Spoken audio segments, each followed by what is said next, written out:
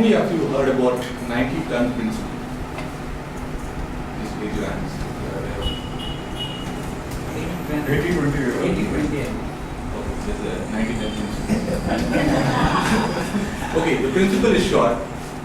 10% of life depends on what happens to us.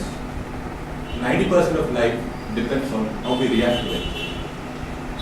Good evening, Mr. Toastmaster, fellow Toastmasters, and welcome guests. I started implementing this effectively in the year 2007 after one real life incident which happened to me. My daughter Shriya was born on 12th August 2009, Columbia Shore. She was there for like 3 days. Before discharge, the doctor advised us to take a bilirubin test to rule out the possibilities of jaundice. We gave the sample and the lab technician asked us to come the next day to collect the report. Unfortunately, I couldn't go the next day in the morning because I had a meeting schedule, so I had to go to office. At office, I was thinking more about the report because few of my relatives and friends had told me that the possibilities of a newborn baby getting jaundice is high. Unexpectedly, at 2:30 in the afternoon, I got a call from the hospital saying that I need to get back and get the baby because the bilirubin count is high and it's better we consult the doctor and take his opinion. Since my office was in Whitefield, I called my wife and informed her about the report and asked her to visit the hospital. I reached Columbia Hospital at 4 in the evening and I was quite shocked to see that my wife is still waiting to meet the doctor. We waited for another half an hour's time because it was pretty crowded and like we had people taking appointment and such. So when we consulted the doctor saw the report and said that the count is high, so it's better we get hospitalized. And we recommended phototherapy treatment for treat jaundice. So we agreed to it. So by the time we finished the formalities, it was 5 in the evening. So at 5, we actually got a ward time. The nurse came and took the baby and took her to NICU, it's neonatal intensive care unit. So we had no access to that. We were a little worried because the way doctor spoke to me, it was like a serious condition for us. So for the next 2 hours, it was more like waiting anxiously and just trying to figure out like if they have started the treatment. At 7, the nurse comes out very coolly and informs us that we've still not started the treatment.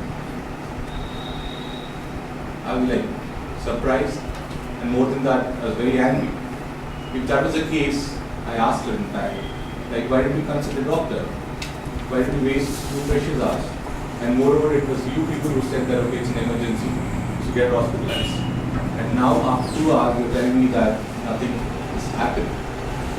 So I started shouting at her. Meanwhile, a duty doctor came. He spoke to me, and the worst part is, he said we'll start the treatment in another 1 hour's time. Man, people were just testing my patience because in those situations, anybody can get emotional. So I did the same thing. I shouted at the doctor as well. I never bothered okay, if it was a doctor or a specialist. Because for me, it was my daughter, a newborn baby. And the other incident or probably which triggered me off is I could see 4 to 5 marks where the nurse was trying to give an injection, I believe, and I could see those red marks on her hands. So all these incidents made me shout at everybody. I in fact shouted at the customer service head as well, and I told them very clearly that I'm going to take my baby and get her treated in another hospital. I took my baby with my wife literally crying, because that's how ladies are. My mother-in-law sitting in back of the car and trying to give me a lot of advice that okay, we'll try this hospital or we'll go here as such. So we called up Gestile, my wife did call up Gestile, just to figure out, like, to get the hospital numbers. So first we went to Columbia Asia. They said it's available, the phototherapy treatment, but you need to wait because we have only 3 or 4 machines. Then we thought, okay, like, no, we'll probably consult another hospital. Then we called up Cradle. because that's where we used to go for consultation. So we fixed an appointment with the doctor that we come there and get hospitalized. So we did reach there by 9:30. So we got hospitalized. After that incident, I felt so stupid because of my anger. If I had listened to that customer service head, the situation could have been handled in a better way.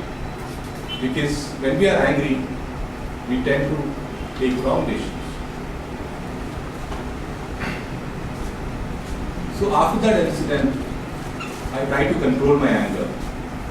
Because nowadays, because of our stress life, every now and then we tend to get angry.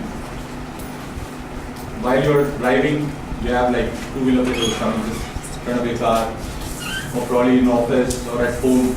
There can be a lot of things which you can correlate. So after this incident, I personally felt that we all need to control our anger, because anger is something which can destroy a relationship. It can be a working relationship or it can be a personal relationship. Suppose that I did try a few techniques, the anger management techniques. The first one and the most effective one is take time out. Like when you are in a situation where you can't control your anger, just count till 10. Trust me, that really works. And the second one is think before you speak. Because at that moment you might end up saying something, it can be to your boss or it can be to your family members, which will hurt them. So please think before you speak. And the third one is calm down, relax, then argue. Because at that time you're not aggressive. It's just that it's a discussion which happens. The fourth one is don't have a grudge. Because if you have a grudge, that anger will accumulate and you tend to be much more aggressive. The fifth one, the best one, is give a smile, but not a sarcastic smile, a genuine smile. When you remain angry for 1 minute, you're losing 60 seconds of peace of mind.